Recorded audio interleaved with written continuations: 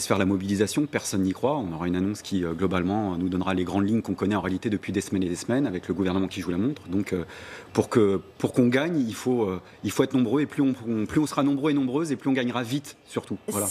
Plus de 800 000 personnes étaient dans la rue jeudi dernier. Est-ce que 1 500 000 selon la CGT, est-ce que vous estimez qu'en dessous de 800 000, ce serait, si ce n'est pas un échec, ce serait gênant justement dans votre rapport de force avec le gouvernement? Vous dites qu'il faut qu'on soit nombreux aujourd'hui. Non, d'abord parce que je ne vois pas ça venir, sincèrement, et puis quand bien même une mobilisation telle qu'elle est en train de se construire depuis le début, on parlait de l'hiver 95, ou toutes les mobilisations de ce type-là, c'est jamais un processus comme ça, c'est des hauts, des bas, des flux, des reflux. On est aussi en attente de ce que dit quand même malgré tout le gouvernement, donc voilà, je crois que là il y a quelque chose de profond qui est surtout en train de s'enraciner.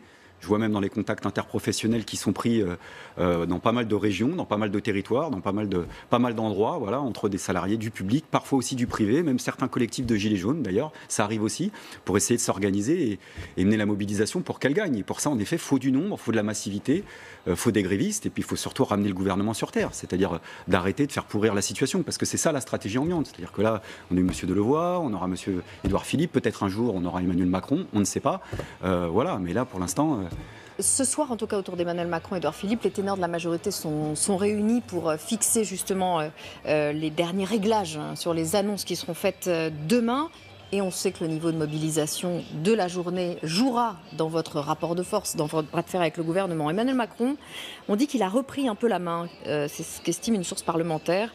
Il consulte, réfléchit à l'atterrissage. Vous êtes la tour de contrôle?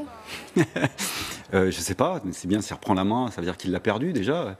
Je ne sais pas, enfin, je suis pas dans le secret des dieux, je ne sais pas comment ça fonctionne entre eux, si ça fonctionne, s'il y a des dysfonctionnements. Je sais simplement que sur le fond politique, vu de notre propre camp social à nous, c'est risqué pour le gouvernement. C'est risqué d'attendre, parce que chaque jour qui passe, c'est le risque que toutes les questions qui n'ont pas été réglées se réinvitent et qu'une crise sociale puisse se transformer en crise politique. Vous savez, je ne suis pas un fanatique de la Ve République, loin de là. Mais ce que croit, non, c'est dans l'analyse de ce que je fais du pouvoir Macron, c'est que ce que Emmanuel Macron pense probablement être sa force par rapport aux prédécesseurs, c'est-à-dire qu'en gros, comme lui, il n'est pas issu du sérail traditionnel de la Ve République, il aura le courage d'aller jusqu'au bout, contrairement à ceux qui l'ont précédé. Le problème, que c'est ce qui croit être sa force, c'est aussi ce qui fait sa faiblesse, c'est-à-dire dès qu'il y a un problème, ça prend des proportions énormes. Il n'y a pas ce retour qu'il y avait jusqu'à présent. Et donc ça, c'est dans sa responsabilité. On a vu des réformes de retraite 2003-2010 qui ont abouti. Oui, puis 1995 n'a pas abouti. Enfin, il y a de tout, quoi. Vous voyez. J'ai pas dit qu'il y avait. Il y en a qui aboutissent, il y en a qui aboutissent pas. Non. Eh ben, on est bien d'accord. Vous dites que Emmanuel Macron, lui qui se considère comme différent, peut penser qu'il va aller jusqu'au bout, mais il y en a d'autres qui n'étaient pas. Oui, c'est pas le premier à penser qu'il est jusqu'au bout, mais lui, on est vraiment convaincu. Je pense que la mission qui s'est fixée, c'est, puisque c'est pas le premier non plus à amener des politiques libérales. Je voyais toute la difficulté de mon prédécesseur à expliquer que c'était pas une réforme de droite. C'est pas le premier à le faire. Là, on cherche à donner un coup fatal à un secteur clé de la protection sociale. C'est pour ça que ça va au-delà de la question des retraites, bien entendu, parce que derrière ça, il y a une orientation idéologique qui consiste à dire « je serai celui qui va mettre toutes ces poches de solidarité qui restent encore dans la société française à la loi de l'offre et la demande et de la possibilité de la spéculation ». Parce que derrière la question des retraites, au-delà de l'âge ou pas du départ à la retraite, au-delà du fait qu'on perdra dans les pensions, il y a le fait que, en gros, ceux qui peuvent s'en mettre plein les poches si ce type de réforme passe, c'est les retraites complémentaires, c'est les assurances privées qui attendent depuis longtemps et d'un bon œil, évidemment, que ce marché se libère. Pourquoi est-ce qu'on part à la retraite à la RATP à 57 ans en 2019 ? Est-ce que vous avez la réponse à cette question ? Pourquoi on part à la retraite à la RATP à 57 ans ? Parce qu'il y en a qui se sont battus pour ça et que c'est bien mérité. Et alors ? Et c'est de toute éternité? Parce que ça a été acquis à un moment. Non, j'ai pas dit ça non plus. Mais par exemple, je vois toute une multitude de métiers pénibles qui pourraient partir au même âge. Je parle de la vraie question. Non, je parle de la RATP. Oui, mais moi après d'autres puissent partir. Moi, je vous ai répondu. Ça ne me choque pas et je suis pour. Voilà, comme ça, je peux pas être plus clair. Non, mais je vais formuler ma question différemment. Est-ce qu'il n'y a pas une forme de privilège qui est conservée? Et est-ce que derrière tous ces défilés, il n'y a pas des gens qui ont un intérêt personnel à faire valoir, qu'ils font passer pour un intérêt général? Une différence entre les acquis et les privilèges. Moi, j'appelle ça des acquis sociaux. Si c'était des privilégiés, je pense qu'il y a beaucoup d'enfants de députés à l'Assemblée nationale qui caseraient leurs gens et leurs enfants plutôt à la SNCF ou à la RATP plutôt qu'à l'Assemblée nationale. On parle à 57 ans quand on est à la RATP. Les 57 ans, c'est mérité, la vraie discussion, monsieur Apathy. Mais 57 ans, Puisque je vous ai écouté dire, avec Besancenot... un tel programme, vous seriez élu quand on parle d'augmenter les salaires. La vraie question qui se pose, c'est par exemple de savoir si, oui ou non, c'est finançable. J'ai le défaut de croire que c'est finançable. J'ai le défaut de croire qu'on peut inventer un nouveau système de retraite, en gros, en rétablissant l'égalité entre le public et le privé. Plutôt que de chauffer les gens à blanc en essayant d'opposer le secteur public au secteur privé, où chacun finalement regarde simplement ses acquis sociaux. Est-ce que c'est finançable? Vous avez raison. Ça fait 40 ans qu'on finance la sécurité sociale par la dette. Donc c'est finançable. Ça, vous avez raison. On le finance avec nos cotisations. Par la dette. Parce que nos cotisations, hélas, ne suffisent pas. Donc par la dette. Écoutez, moi, ce soi-disant déficit... Il n'y a aucun problème, c'est finançable. Non, moi je veux bien, mais écoutez, le programme d'Emmanuel Macron s'établit sur une analyse, sa fameuse réforme systémique, c'est-à-dire il n'y aura plus de problème de financement puisque le Conseil d'orientation, et c'était d'ailleurs finalement quelque part la condition pour que ça puisse aboutir. Voilà. Et il a fait avec une réforme systémique, une réforme paramétrique qui est venue s'ajouter, puisque, comme par miracle, il y a quelques semaines, le Conseil d'orientation des retraites nous dit tout à coup, il y a le feu au lac, en réalité, il y a un déficit. Alors on ne sait pas trop, c'est 8 ou 17 milliards, c'est pas grave, on n'est pas 10 milliards près, tout en oubliant de nous dire que cette projection, pour une fois, elle s'arrête en 2030, qu'elle ne va pas au-delà, comme c'est fait. C'est-à-dire, en général, les prévisions du corps, du Conseil d'orientation des retraites vont en 2070, c'est-à-dire précisément après la phase où ça doit se rétablir au niveau des comptes.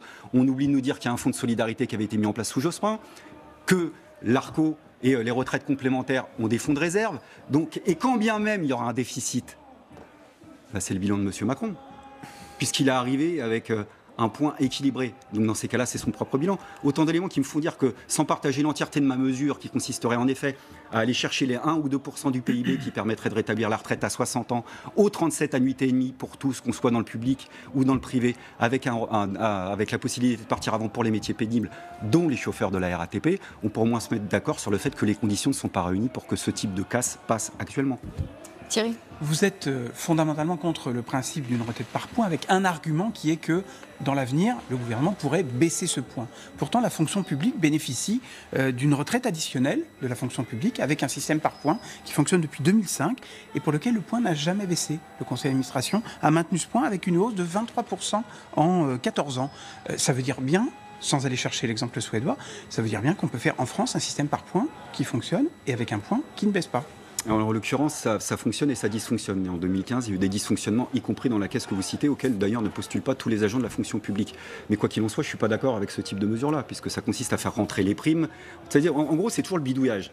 Et le système par points, ça sera l'ultime bidouillage. D'ailleurs, je crois que vous l'avez évoqué tout à l'heure. C'est-à-dire que, théoriquement, c'est le système unique. Un point, 1 euro cotisé, ça sera les mêmes droits pour tout le monde. Et puis évidemment, il y a des trucs qui sont tellement, tellement évidents et qu'on peut pas nier. C'est-à-dire, vous allez commencer à parler de pénibilité, vous allez parler de telle spécificité, de l'égalité de salaire entre les hommes et les femmes qui est aussi incontestable. Et du coup, là, vous allez avoir des points, puis des systèmes de correctifs, de sur-correctifs. Et alors, en termes de simplicité, vous allez tomber sur une usine à gaz et un labyrinthe dans lequel personne va s'y retrouver.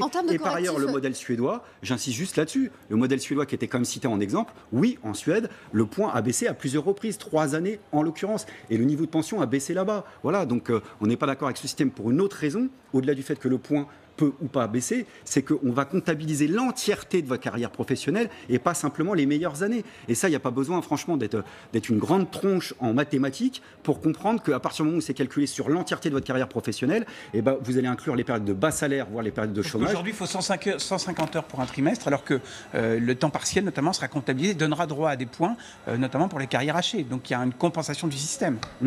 Bah écoutez, on va chercher plein de compensations. Je sais qu'on va nous chercher même sûrement un beau paquet cadeau, même un emballage.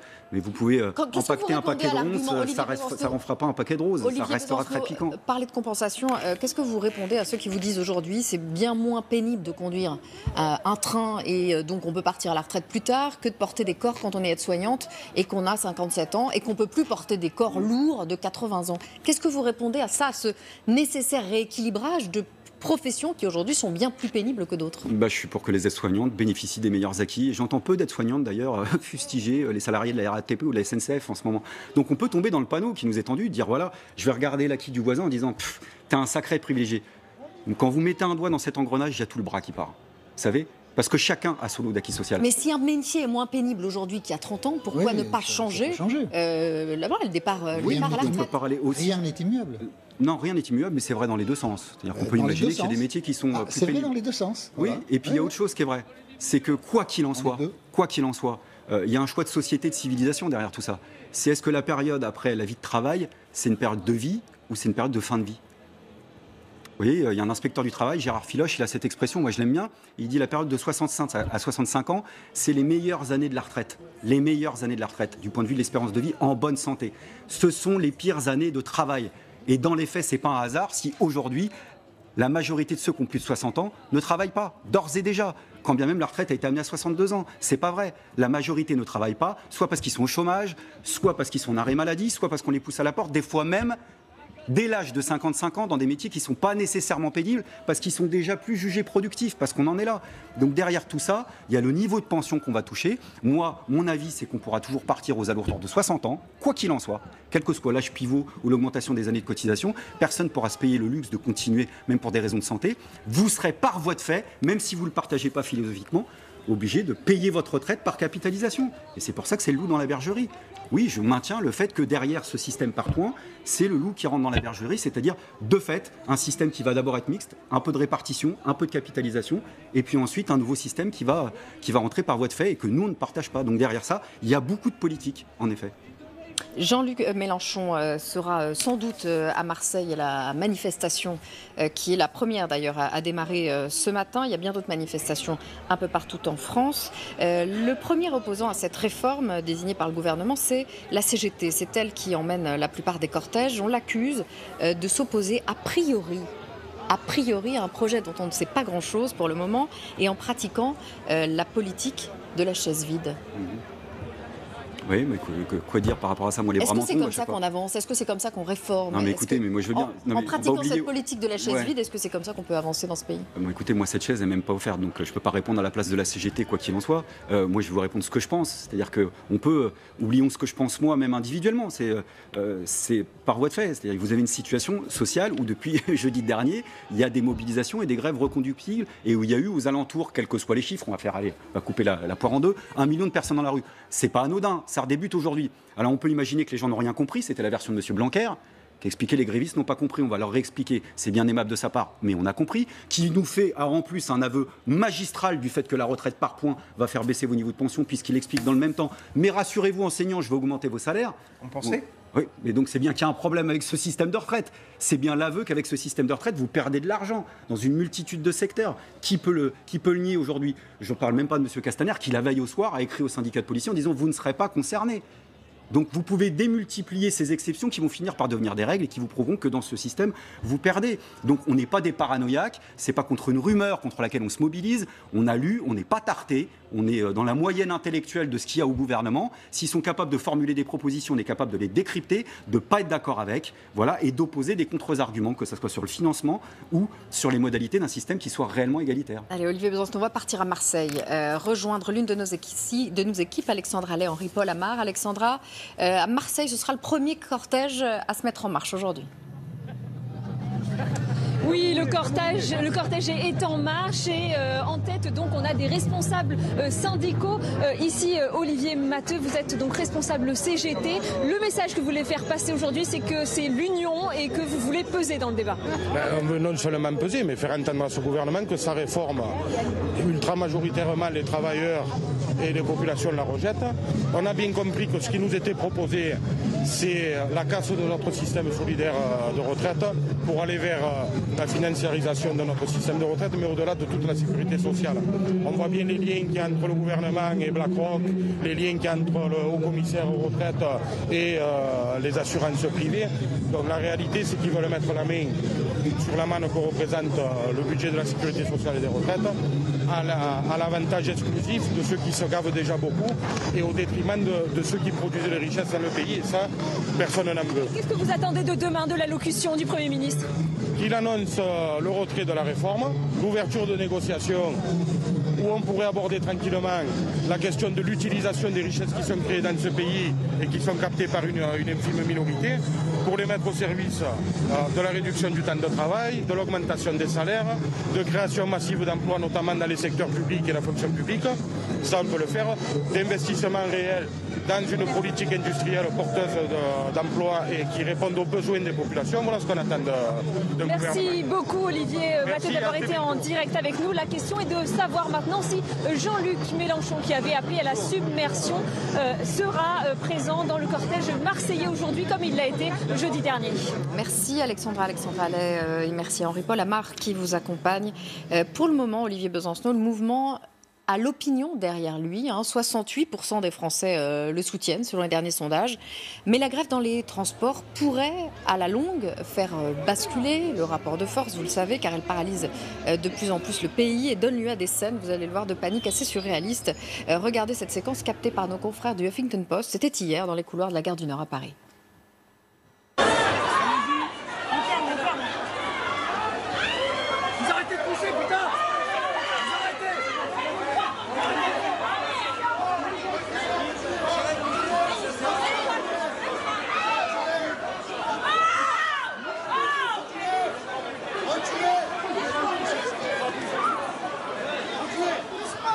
Voilà, on voit des agents de la sécurité de la SNCF totalement dépassés, des personnes qui veulent à tout prix monter dans ces trains. Vous ne pensez pas que les usagers vont en avoir marre à un moment donné ? Mais je pense qu'ils en ont déjà marre et personne n'a envie de voir ça. Mais qui est responsable de cette situation ? Ils ont besoin de travailler surtout. À part la direction, oui, ils ont besoin de se déplacer aussi pour aller en manifestation. On va galérer, on va le faire à pied. Là, ils vont travailler en l'occurrence. Excusez-moi. Oui, mais je pense que tout le monde est concerné. Voilà, tout le monde est concerné.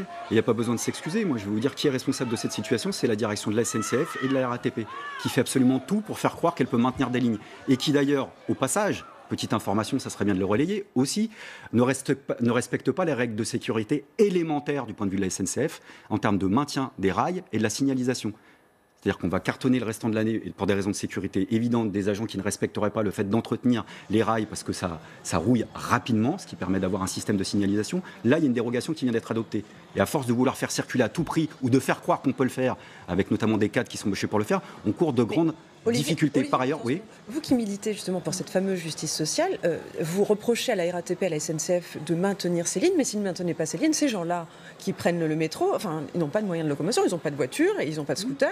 Le métro, en termes de justice sociale, c'est leur seul moyen de locomotion. Et aujourd'hui, on leur interdit, ou en tout cas, on leur prive de. Mais c'est pour ça que je insiste sur le fait que c'est bien du côté du pouvoir en place et de la direction de ces entreprises que la responsabilité se figure. Je vais vous prendre qu'un seul exemple. Vous savez, il y a un syndicat Sudrail qui est fustigé comme plein d'autres syndicats, comme des méchants. Ils ont proposé la grève de la gratuité à plusieurs reprises. À plusieurs reprises. C'est pas la première fois. Ils l'ont proposé, y compris dans le cadre de ce mouvement-là. Oui, mais dans ce cas-là, c'est les plus pauvres qui trinquent. Parce que ceux qui ont de l'argent, ils peuvent prendre un taxi ou une voiture. Là, ce sont des personnes. Laisser les transports en commun. Là, la proposition de Sudrail, c'est de faire en sorte. Mais là, ce n'est pas le cas, en tout cas. Non, mais c'est pas le cas. Pourquoi ? Parce que la direction de la SNCF s'y oppose et que le pouvoir en place s'y oppose en expliquant que c'est illégal.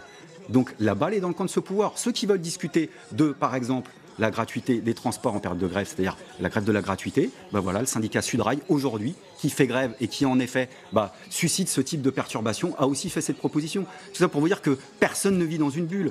Et par ailleurs, je maintiens le fait que je m'adresse à tous ceux qui nous écoutent, en disant on ne peut pas simplement râler devant son téléviseur en disant cette réforme, elle n'est pas juste. Il faut que chacun contribue à sa manière. Et il y a 1000 manières de participer à ce mouvement, pas simplement en faisant grève ou en manifestant, en allant supporter ceux qui font des dépôts. Il y a 1000 manières, et d'ailleurs des gestes de solidarité, il y en a aussi beaucoup plus qu'on croit. Voilà, et puis il y a des gestes surprenants. Je vous ai même vu faire des directs avec des usagers qui étaient bloqués dans leur bus et qui disaient finalement aujourd'hui j'aurais mieux fait de faire grève. Vous voyez, donc bon. Les annonces d'Édouard Philippe demain pourraient elles aussi faire basculer l'opinion, parce qu'il y a davantage de Français qui sont pour une réforme des retraites, 78% pour, 22% contre, c'est le sondage Harris Interactive d'hier. L'architecture du projet tel qu'elle sera présentée demain pourrait aussi convenir à une majorité de Français. Qu'à cela ne tienne, on prend les paris et on verra. Pourquoi pas faire de référendum sur les retraites ? L'heure n'en est plus là. Vous le souhaiteriez ? Là, on n'en est plus dans cette phase-là. Mais est-ce que vous souhaiteriez un référendum ? Comment ça, on n'est plus dans cette phase-là ? Pourquoi pas suggérer-le au gouvernement ? Mais pourquoi pas ? Est-ce que ça vous embêterait ? Non, parce que là, je vois bien, il y a une épreuve de force, mais posez la question. Posez la question au pouvoir. Si demain, par exemple, présenter des mesures, il va présenter un plan détaillé demain. Si la SNCF est toujours en grève, parce que la question que vous posiez, en fait, elle permet de comprendre, mais il y a deux types de grèves en France. Il y a les grèves où la SNCF est présente, et puis les grèves où la SNCF n'est pas présente. Évidemment, c'est pas la même chose. C'est une évidence. Quand la SNCF est présente, la grève prend tout de suite des allures d'insurrection. On a l'impression que le pouvoir est à genoux. Mais si demain Édouard Philippe propose un projet précis, complet, et si le blocage persiste, pourquoi le référendum ne serait-il pas une porte de sortie, d'après vous ? Si Édouard Philippe dit demain les conditions actuelles ne sont pas réunies pour cette réforme-là et j'organise un référendum, ce serait une grande surprise. Et on mènera la bataille avec nos arguments et je suis sûr qu'on gagnera. C'est pas la question de Jean-Michel. Jean-Michel dit s'il y a des propositions, moi, il peut y avoir un référendum sur ces propositions. Non, mais j'ai bien compris, j'ai pas besoin de décryptage, j'ai compris la question. Je vous réponds en vous expliquant que moi, je propose pas le référendum aujourd'hui parce que je sais pourquoi je suis en grève depuis jeudi dernier. Et pourquoi on est dans le rapport de force. Et que je ne veux pas qu'on ne trouve une substitution de réponse institutionnelle là, maintenant, dans notre propre camp, à cette question-là. Maintenant, si elle a lieu, on le fera et je suis sûr qu'on gagnera. On a beaucoup entendu pendant... Ça peut être une porte de sortie pour le gouvernement, mais nous, on n'a pas besoin de porte de sortie. On a nos arguments et on est rentré dans la bataille parce qu'on n'a pas eu le choix. On a beaucoup entendu pendant le mouvement des Gilets jaunes qu'il n'y avait pas assez de démocratie, pas assez d'expression. Et puis quand une occasion se présente pour dire « mais est-ce qu'on ne pourrait pas là interroger les gens ? Les retraites, ça concerne tout le monde. Il y a toujours des réticences. On n'aime pas trop ça. Enfin, voilà, c'est pas bien. Michel Apathy, vous me faites rigoler, mais c'est pas moi qui suis au pouvoir. Ah non. Vous savez que même avec la réforme qui est passée, il y a un référendum. Aujourd'hui, une voie référendaire qui est en cours sur, par exemple, la privatisation d'ADP. Vous savez qu'il faut trouver 4 millions de signatures. Donc moi, ça veut dire quoi ? Ça veut dire que là, je serais en train de vous dire, écoutez, on va arrêter de manifester, de faire grève, alors que là, il faut battre le fer quand il est chaud, et puis on va commencer à pétitionner de notre côté. S'il y avait un référendum plus utile, il serait sur les retraites que sur ADP. Qu'il le fasse. Mais écoutez, s'il l'organise, sur le projet Jean-Michel Apathy, si vous avez le bras plus long que le mien, et que demain, Édouard Philippe annonce que les conditions ne sont pas réunies pour organiser un référendum, faites pas on semblant mènera de la pas bataille. comprendre, c'est pas parce que vous n'êtes pas au pouvoir que vous ne pouvez pas avoir un avis sur le référendum. Et il y a par exemple Marine Le Pen qui dit référendum, elle le dit de manière plus naturelle que vous ne le faites vous. Voilà, vous voyez, comme quoi c'est l'occasion pour vous de ne pas me trouver un point supplémentaire avec elle pour une fois. Mais je ne vous ai jamais trouvé avec elle, j'en ai jamais cherché. Si j'avais cherché, est-ce que j'en aurais trouvé, je ne sais pas. Allons savoir, non, il n'y en a pas beaucoup, et vous le savez d'ailleurs, pour plein de raisons, 1000 raisons différentes d'ailleurs. On va repartir dans Paris, devant un lycée qui est bloqué, puisqu'il y a plusieurs lycées qui sont bloqués ce matin. Lycée Fénelon, rejoindre Laura Pouget. Les lycéens bloquaient ce lycée. Des barricades avaient été montées pour en bloquer l'entrée. On en est où ? Oui, les lycéens bloquaient ce lycée depuis 6h30 environ. Audrey, le déblocage a eu lieu dans le calme à 10h40. Vous voyez, la situation est calme. Le lycée est débloqué. Les poubelles qui bloquaient l'établissement ont été enlevées. Et moi, je me trouve avec Jules, qui est un membre du conseil de la vie lycéenne et qui va nous expliquer quelles étaient ses motivations. Pourquoi ce blocage ce matin, Jules ? Alors, ce blocage, nous avons plusieurs demandes, plusieurs revendications. Tout d'abord, des revendications qui sont propres au lycée Fénelon. Par exemple, par rapport aux absences, aux professeurs, aux différentes options que les élèves de seconde et de première vont pouvoir prendre. C'est très mal organisé, c'est par rapport aussi... Vous avez aussi des revendications plus générales sur la réforme du bac, oui. Voilà, alors nous avons des revendications générales, la réforme du bac, la précarité étudiante et plein d'autres encore revendications générales. Aujourd'hui, c'est une réforme nationale contre la réforme des retraites. Vous êtes concerné, vous vous sentez concerné par vos retraites, vous, Jules, déjà ? Alors, je vous avoue que la retraite, c'est encore loin pour nous, le lycée, et pour moi-même. Mais si nous bloquons, aujourd'hui, c'est pour s'inscrire dans un mouvement de grève actuel, pour en fait s'investir et pour montrer notre présence, l'impact que les lycéens peuvent avoir sur ce mouvement. Merci Jules. En tout cas, et certains lycéens se joindront au cortège parisien cet après-midi. Merci beaucoup Laura. Les lycéens se mobilisent, les routiers se mobiliseront aussi lundi. Alors, pas pour les retraites, pour d'autres contestations, les conditions de travail. On voit bien qu'il y a un certain nombre de contestations qui s'agrègent indéniablement. Qui s'agrègent, je ne sais pas. Il y a beaucoup de motifs de mécontentement et quand on les prend individuellement, je ne parle pas du lycée Fénelon particulièrement, mais quand on les prend individuellement, elles peuvent avoir des formes de légitimité. Après, s'agréger, c'est beaucoup plus compliqué. Je ne sais pas si les routiers peuvent s'associer au mouvement de refus des retraites telles qu'ils se manifestent. Ça, il faut une alchimie particulière, il faut des leaders, il faut beaucoup de choses qui manquent parce qu'on peut noter que des mouvements sociaux dans ce pays, il y en a eu beaucoup durant les 15 ou 20 dernières années, certains spectaculaires, certains qui ont obtenu des résultats réels, puis derrière, ça ne donne jamais rien. Il est assez facile finalement d'unir des gens qui sont en désaccord sur beaucoup de choses contre un projet des retraites, il est beaucoup plus difficile de les réunir pour proposer quelque chose qui réglerait les problèmes de la société. Alors, est-ce que ça s'agrégera ou pas Pour l'instant, effectivement, on ne le sait pas. En tout cas, les manifestations essentielles aujourd'hui, c'est contre ce que devrait annoncer Édouard Philippe, ce régime universel et la fin des régimes spéciaux. La fin des régimes spéciaux, tout le monde à égalité. L'égalité, ça parle à la gauche, normalement, non ? Mais c'est le socialisme. C'est le socialisme, bien sûr. Ah. Évidemment. Voyez, mais c'est un gouvernement socialiste, évidemment. Non, mais d'abord, c'est pas des régimes spéciaux, c'est des conventions collectives. Voilà, c'est important de le rappeler. Et puis, je rappelle cette anomalie dans le discours du pouvoir en place qui nous explique qu'aujourd'hui, tout est à égalité. Il faut tout uniformiser, il faut mettre tout le monde d'équerre pour y voir plus clair. Raison, la notion d'égalité, elle appartient plutôt à la gauche. C'est oui, amusant de voir que c'est la gauche qui dit enfin pas du tout. Non, mais parce que c'est pas de l'égalité, c'est de l'inégalité. Et les grandes perdantes, en l'occurrence, seront par exemple les femmes, qui perdent déjà beaucoup au niveau des salaires. Mais la question, c'est de savoir des privilèges contre l'égalité. Non, mais écoutez-vous. C'est quoi ? C'est que des éléments de langage, de la communication et du mensonge politique ? Mais écoutez, qui croit sincèrement que ce gouvernement est pour l'égalité sociale ? Enfin, faites un sondage ou même un référendum sur le sujet. Vous aurez des surprises avec la politique fiscale qui nous compte depuis qu'ils sont là à favoriser les plus riches, les 0,01% qui se gavent. Écoutez, c'est pas moi qui le dis. Donc oui, c'est un gouvernement d'inégalité sociale. C'est criant, c'est flagrant. Et quand le gouvernement dit pas que besoin les femmes de le démontrer. seront, par exemple, moins taxées, moins pénalisées qu'aujourd'hui. Aujourd'hui, 42% de moins de retraite pour les femmes que pour les hommes. Dans le dispositif prochain, on parle entre 10 et 20% d'inégalité, ce qui est encore énorme, entre les retraites des hommes et des femmes. On n'est pas d'accord avec ces projections, mais elles sont absolument fausses. Une des conditions pour partir à taux plein, c'est d'avoir fait toute sa carrière. Les premières concernées seront les femmes. Elles seront les grandes perdantes de ce système de retraite. Là aussi, ça fait partie il y aura des bonifications au premier enfant qui n'existent pas jusque-là. Les bonifications, elles mettent frein à d'autres bonifications qui étaient en place. D'accord ? Pour le troisième enfant. Et aussi pour la première, la majoration de durée d'assurance. Donc vous voyez, même sur ça, on est perdant. Et il y a des effets d'annonce parfaitement trompeurs. Comme il est trompeur de dire que plus personne ne vivra avec 1 000 € en dessous de sa retraite, puisque ça ne concerne même pas le minimum vieillesse. Donc je pourrais revenir dans le détail. Mais je n'ai même pas besoin de convaincre que ce gouvernement est inégalitaire. Le débat, il n'est pas là. Le débat de fond, c'est comment on égalise, soit vers le haut, soit vers le bas. Et est-ce que oui ou non, il y a les moyens de financer un nivellement vers le haut ? Je reviens sur le fait qu'il faudrait tout uniformiser du côté du gouvernement. Au moment de la loi travail, on avait un gouvernement qui n'avait pas assez de mots pour nous expliquer qu'il fallait faire que du détail, que de sur-mesure, que des accords d'entreprise. Ras-le-bol de l'uniformisation bureaucratique de ces conventions collectives. Il y a 38 000 accords d'entreprise. 38 000, c'est pas 42 régimes spéciaux, c'est pas 42 conventions collectives. Il y en a 38 000 du fait de la réforme Macron sur la loi travail. À ce moment-là, on voulait rien uniformiser. Donc c'est toujours 2 poids 2 mesures.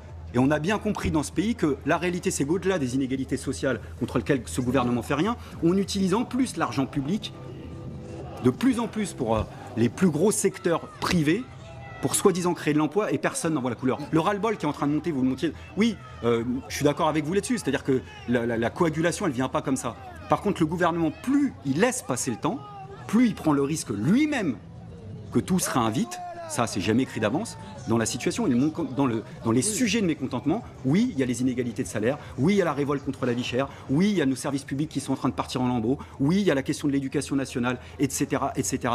Et donc, à ce jeu-là, on aura un gouvernement qui risque de se prendre lui-même les pieds dans le tapis, dans ces jeux de communication et de stratégie, puisqu'on est en train de jouer aux échecs. J'avance un pion, j'attends que l'autre nous réponde, et puis je vais encore avancer un pion. Mais on joue avec notre patience, et puis y compris avec la situation qu'on connaît tous actuellement. Sur les régimes spéciaux, en particulier de retraite, quand même, c'est l'une de vos réflexions qui m'y fait penser. Il faut différencier 2 types de régimes. Il y a des régimes autonomes qui s'autofinancent. Voilà. Il y en a d'autres, la SNCF par exemple, sans la solidarité nationale, c'est un régime qui ne serait pas financé. Et si on prend par exemple la RATP, qui me paraît être un objet de réflexion quand même intéressant, et on néglige trop souvent la RATP. Les chauffeurs de bus qui accomplissent un travail pénible, et on dit tous les régimes de la RATP vaut pour les chauffeurs de bus, on pourrait imaginer que l'entreprise, s'il y a un travail pénible en son sein, très ciblé, prenne en compte cette pénibilité, donne des jours de repos supplémentaires ou des primes, et que ce ne soit pas la solidarité nationale qui paye pour des situations qui sont objectivement difficiles. Donc on doit avoir une marge d'intelligence dans ce débat des retraites, je pense. Je ne suis pas sûr qu'on l'utilise tout le temps. Il faut faire la distinction entre régimes autonomes qui s'autofinancent et les régimes spéciaux qui dépendent de la solidarité nationale. Il y a les bons régimes spéciaux et les mauvais régimes spéciaux, oui, j'ai bien compris. Mais de toute façon, quoi qu'il en soit, même tous accumulés, ça ne concerne qu'une minorité d'actifs. Voilà. Et la réalité, c'est que cette réforme concerne tout le monde, absolument tout le monde, qu'on soit dans le public, dans le privé, que vous ayez ou pas une convention collective. Et tout le monde aussi vit, enfin, on l'espère, plus longtemps. L'espérance de vie s'allonge et donc on vous répond, il faut travailler plus longtemps. Oui, alors d'abord, l'espérance de vie en bonne santé, elle ne progresse pas. Elle a tendance à stabiliser, voire certaines années, elle recule. Et ça, c'est un élément extrêmement important dont on ne parle pas, et ça devrait être le préalable à toute discussion sur la question des retraites, d'après moi. Deuxièmement, si en effet l'évolution de ces décennies précédentes a pu permettre qu'on vive de plus en plus, et c'est tant mieux, il faut s'en réjouir, c'est du fait des progrès de la médecine, mais aussi précisément parce que le temps de travail a diminué. Voilà, parce que derrière ça, il y a le choix de société dont je parlais. Voilà, donc à un moment donné, c'est aussi ce qu'on fait de cette période. Vous savez, il y a un choix de civilisation même derrière. C'est à quoi Qu'est-ce que l'être humain dans la société? Est-ce qu'on est simplement considéré comme une main-d'œuvre potentielle? Car à l'école, il faut qu'on t'apprenne d'abord à être formé pour ton futur boulot. Au boulot, on va t'exploiter. Et en sortant du boulot, ça sera simplement ton après-vie de travail, point barre, sans perspective de vie. Moi, je suis pour qu'après cette période de la vie, on puisse en effet avoir le droit de ne pas mettre un réveil pour se lever, de pouvoir bouquiner, de pouvoir voir des gens, d'aller dans des expos, voyager, s'émanciper. Enfin, je veux dire, c'est aussi ça qu'il y a derrière tous ces choix-là. Alors eux, ils sont au début de leur vie. Les lycéens, les étudiants, ils se réunissent au Forum des Halles, où on va rejoindre Catherine André au Forum des Halles à Paris. Bonjour Catherine, c'est donc là que les lycéens et les étudiants vont se rejoindre avant de partir à la manifestation en début d'après-midi. Oui, effectivement, un appel en tout cas à se rejoindre ici au Forum des Halles a été lancé sur les réseaux sociaux et nous avons croisé quelques jeunes. Ils n'étaient pas encore nombreux, mais ce que l'on a pu voir ici, c'est la présence massive autour du Forum des Halles et aux entrées du métro, mais également du RER, de ces policiers, de ce que l'on appelle ces braves, ces policiers qui sont là pour éviter l'action des casseurs. Ils sont donc réunis à différents entrées du Forum des Halles, ces policiers, puisque c'est évidemment un endroit très sensible, un endroit où samedi dernier on a dû assister à une évacuation du sous-sol du Forum des Halles parce qu'il y avait un risque. Donc beaucoup de présence policière ici au niveau du Forum et des jeunes qui commencent à tenter de se réunir ici, mais pour l'instant ils ne sont pas nombreux. Il faut voir dans les prochaines minutes s'ils vont être davantage à se rejoindre. Ils quittent pour certains leur lycée pour ensuite rejoindre le cortège de la manifestation.